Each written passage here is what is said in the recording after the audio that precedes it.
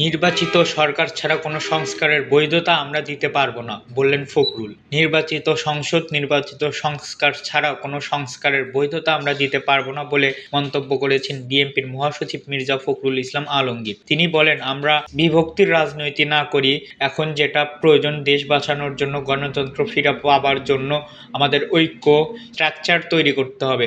সংস্কার অবশ্যই লাগবে, কিন্তু যে সংস্কার হচ্ছে এর পিছনে যে শক্তিটা লাগবে সেটা হচ্ছে নির্বাচিত পার্লামেন্ট, নির্বাচিত সরকার।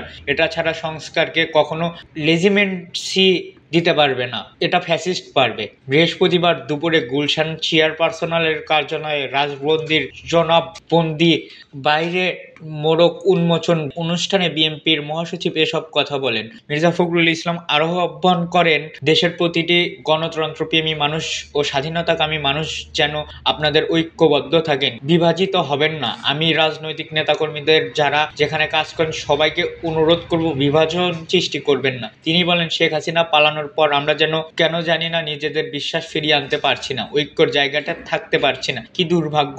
এখন যেটা শুরু হয়েছে এটা সুস্থ ব্যাপার না, অসুস্থ প্রতিযোগিতা শুরু হয়েছে ক্ষমতা টিকে থাকার জন্য। ক্ষমতায় তো টিকে থাকতে পারবে তখনই যখন তুমি স্থিতিশীলতা ফিরিয়ে আনতে পারবে। সংস্কারের বিষয়ে বিএনপির মহাসচিব বলেন, সংস্কার তো আমরাই প্রথমে শুরু করেছি, আমরাই প্রথমে সংস্কারের কথা বলেছি। শহীদ জিয়াউর রহমান প্রথম সংস্কার করেছেন একদলীয় শাসন ব্যবস্থা থেকে বহুদলীয় গণতন্ত্রের দিকে। এই যে সংবাদপত্রের স্বাধীনতা, বাংলাদেশের 4টা পত্রিকা চালু ছিল, সবগুলো পত্রিকা খুলে দিয়েছিলেন তিনি। বন্ধের অর্থনীতিতে বিপ্লবী পরিবর্তন এনে মুক্ত করেছিলেন। ভ্রান্ত সামাজিক অর্থনৈতিক বাদ দিয়ে মুক্ত অর্থনৈতিক নিয়ে এসেছিলেন। তিনি বলেন, 19 দফা কর্মসূচি ছিল সবচেয়ে বড় সংস্কার। আমরা এই জিনিসগুলোর কেউ প্রচার করি না। আমাদের বড় বড় বুদ্ধিমান আছে, বড় বড় কথা বলেছেন, তারাই কখনো কথাগুলো আনেন না, কারণ অনেকের মা মানুষের সাথে অসম্পৃক্ত হতে পারেন নাই। আমরা অনুরোধ করব সকলকে এই বিষয়কে দেখার জন্য। এতক্ষণ আমাদের সাথে থাকার জন্য ধন্যবাদ। পরবর্তী আপডেট পেতে আমাদের চ্যানেলটি সাবস্ক্রাইব করে পাশে থাকা বেল আইকনটি বাজিয়ে রাখুন।